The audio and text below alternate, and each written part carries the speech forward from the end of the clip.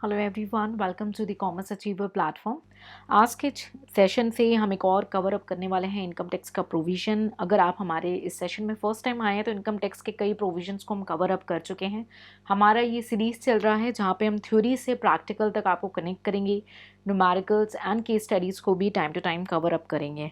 तो आज जो हम डिस्कस करने वाले हैं वो है topic perquisite taxable in case of all the employees, यानी कि ऐसे कौन कौन से परक्विजिट्स हैं जो सारे एम्प्लॉयज़ के केस में टैक्सेबल होने वाले हैं। अगर आप फर्स्ट टाइम इस सेशन को देख रहे हैं तो आपसे रिक्वेस्ट है कि आपको एटलीस्ट आप जो बेसिक परक्विजिट्स का सेशन हमने कवर अप किया है उसे देख लें, तभी आपको इस सेशन से वैल्यू एडिशन होगा। इन सेशन से आपको हिंदी इंग्लिश दोनों ही मोड में सपोर्ट मिलने वाला है। तो चलिए डिस्कस कर लेते हैं हमारे ऐसे कौन कौन से परक्विजिट हैं जो सारे एम्प्लॉयज़ के केस में टैक्सेबल होने वाले हैं, यानी ये आपके इनकम अंडर हेड सैलरी का पार्ट बनेंगे। ठीक है, तो सैलरी में टैक्सेबल हो जाता है ना हमारा परक्विजिट्स। तो देख लेते हैं हमारी वो कंप्लीट लिस्ट जो इनकम अंडर हेड सैलरी का पार्ट बनने वाली है एज अ परक्विजिट, जो कि सारे एम्प्लॉयज़ के केस में टैक्सेबल होंगी। सबसे पहला जो परक्विजिट है वो है rent free accommodation. Rent free accommodation जो एम्प्लॉयर अपने एम्प्लॉय को प्रोवाइड करता है, जो कि जनरली हम कहते हैं सेक्शन 17 सब क्लॉज 2 क्लॉज 1 में वो मेंशन है कि जो रेंट फ्री एकोमोडेशन है जो एम्प्लॉयर एम्प्लॉय को प्रोवाइड करता है वो आपका सारे एम्प्लॉयज़ के केस में टैक्सेबल है। ठीक है, एक एक्सेप्शन है कि अगर वो जज ऑफ द हाई कोर्ट को या सुप्रीम कोर्ट को मिल रहा है, एक एक्सेप्शन है। ठीक है, एक्सेप्शन है, हाई कोर्ट के जज को या सुप्रीम कोर्ट के जज को मिल रहा है तो वो टैक्सेबल नहीं होता है। ठीक है, दूसरा है हमारा value of concession in rent in respect to of accommodation provided to an SSE by the employer। तो सेकंड जो हमारा परक्विजिट है जो सारे एम्प्लॉयज़ के हाथ में टैक्सेबल होने वाला है वो है कंसेशन इन रेंट, यानी रेंट पे किसी भी प्रकार का एकोमोडेशन जो दिया हुआ है उस पे रेंट पे कंसेशन दिया जा रहा है एसएससी में, तो वो सभी एम्प्लॉय के केस में टैक्सेबल हो जाएगा। Third point, payment by the employer in respect of an obligation of an employ, यानी कि कोई भी ऐसी ऑब्लिगेशन जो एम्प्लॉय की थी वहाँ पे एम्प्लॉयर ने पेमेंट कर दिया है वो आपका टैक्सेबल हो जाएगा। जो भी एम्प्लॉय हो उन सारे एम्प्लॉयज़ के केस में वो टैक्सेबल होने वाला है। फॉर एग्जांपल, अगर एम्प्लॉय ने कोई एक स्टाफ को हायर किया हुआ है, ठीक है, उस एम्प्लॉय ने स्टाफ को हायर किया है और एम्प्लॉयर ने रीइंबर्स कर दी है उस पर्टिकुलर स्टाफ की सैलरी। ठीक है, उसको सैलरी पे किया है उस पर्टिकुलर स्टाफ को। ठीक है, तो ये क्या है, ये एक ऑब्लिगेशन है जो कि एम्प्लॉय को पे करनी थी। ठीक है, लेकिन क्या हुआ, उसे एम्प्लॉयर ने डिस्चार्ज कर दिया, उसे रिम्बर्स नहीं किया। ठीक है, तो वो क्या हो जाएगा, एक एक्स्ट्रा बेनिफिट दिया ना, तो वो परक्विजिट का पार्ट हो जाएगा और वो टैक्सेबल हो जाएगा, चाहे वो कोई भी एम्प्लॉयज़ हो, सारे एम्प्लॉयज़ के हाथ में टैक्सेबल होने वाला है। ठीक है, तो कोई ऐसा पार्ट जो पेमेंट जो एम्प्लॉय को करना था बट एम्प्लॉयर ने कर दिया। ठीक है, रिम्बर्समेंट वाली स्टोरी नहीं आई यहाँ पे। ठीक है, यहाँ पे एम्प्लॉयर ने रिम्बर्स नहीं किया है, यहाँ पे एम्प्लॉयर ने पे किया है, तो वो परक्विजिट का पार्ट हो जाएगा और हर एम्प्लॉय के केस में वो टैक्सेबल होगा। नेक्स्ट है an amount payable by employer directly or indirectly to effect an assurance on the life of the SSE। तो assurance on the life of the SSE पे अगर जो अमाउंट है एम्प्लॉयर पे कर रहा है अपने एम्प्लॉय की लाइफ एश्योरेंस पे, तो भी वो परक्विजिट का पार्ट हो जाएगा और टैक्सेबल होगा हर एक एम्प्लॉय के केस में। हर एक एम्प्लॉय को इसे इंक्लूड करना होगा अपनी सैलरी में और उसे पे करना होगा इस पर्टिकुलर अमाउंट पे टैक्स। नेक्स्ट है स्पेसिफाइड सिक्योरिटी और स्वेट इक्विटी शेयर अलॉटेड और transferred by the employer.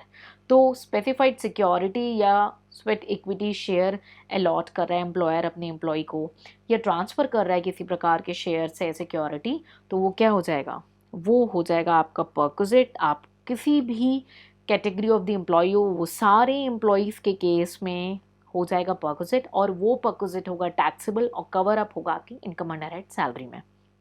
Next है अमाउंट और aggregate of amount of any contribution made on account of SSC by in RPF, NPS और in an approved superannuation fund. इन तीनों account में कोई भी amount आया है, ठीक है, द अमाउंट और aggregate of amount of contribution जो हुई है, मतलब जो भी अमाउंट डाली गई है आपके आरपीएफ में हो या एनपीएस में हो, एटीसीसीडी 1, ATCCD1 आपका ना डिडक्शन का है, इसको सेपरेटली हम काफ़ी डिटेल में कवर अप करेंगे, ठीक है।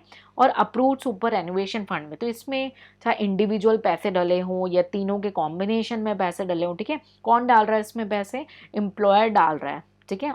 किसके अकाउंट में? SSC के अकाउंट में। और अगर ये अमाउंट एक्सीड कर रही है, यानी मानिए सपोज करिए SSC ने जो, यानी एम्प्लॉयर है, सॉरी, एम्प्लॉयर ने जो अमाउंट पे करी है, फॉर एग्जाम्पल 7,80,600 पे करी है, ठीक है। तो एक्सेस कितना हुआ? एक्सेस हो गया 30,600। तो 30,600 क्या हो जाएगा? 30,000 हो जाएगा परक्विजिट, जो कि टैक्सेबल होगा अंडर सेक्शन 17 सब क्लॉज 2 के अंदर, ठीक है। तो ये 30,600 टैक्सेबल हो जाएगा as a perquisite in excess of 6 month, sorry 7,50,000। तो जितना भी 7,50,000 से ज़्यादा होगा वो आपका टैक्सेबल हो जाएगा एज अ परक्विजिट, और टैक्सेबल हो जाएगा इनकम अंडर हेड सैलरी के अंदर। सो आई होप ये क्लियर है। चलिए नेक्स्ट, जो सारे एम्प्लॉयज़ के केस में टैक्सेबल होने वाला है कि भाई ये जो अमाउंट आपने NPS वगैरह में डाला था उसमें कोई एनुअल एक्रीशन हो रहा है, सालाना एक्रीशन हो रहा है, चाहे वो इंटरेस्ट के फॉर्म में हो, डिविडेंड के फॉर्म में, किसी भी फॉर्म में हो, वो भी आपका जो एक्रीशन का जो पोर्शन है वो भी आपका परक्विजिट में फॉल करेगा और टैक्सेबल हो जाएगा सारे एम्प्लॉयज़ के केस में। एंड लास्ट पॉइंट जो काफ़ी वाइड एक टर्म है जो इंक्लूड है इनकम टैक्स एक्ट में, एनी अदर फ्रिंज बेनिफिट और एमिनिटी, किसी भी प्रकार की फ्रिंज बेनिफिट, ठीक है, जो CBDT ने प्रिस्क्राइब की है, ठीक है, central board of direct tax ने, वो आपकी कवर अप हो जाती है सेक्शन 17 सब क्लॉज 2 के अंदर, और ये टैक्सेबल हो जाती है एज अ परक्विजिट, ठीक है, और कवर अप होगी सारे एम्प्लॉयज़ के केस में। तो रूल 3 सब क्लॉज 7 ये एक रूल है, ठीक है। रूल ने प्रिस्क्राइब किया कि भाई ये अदर बेनिफिट जो बोला है ना एक वर्ड, उसमें क्या क्या इंक्लूड कर रहा है, उसे एक बेसिक ओवर इमेज दी गई है। पहला पॉइंट जो इंक्लूड किया है इस रूल 3 सब क्लॉज 7 ने, इंटरेस्ट फ्री लोन दे दिया हो या कंसेशनल लोन दिया हो।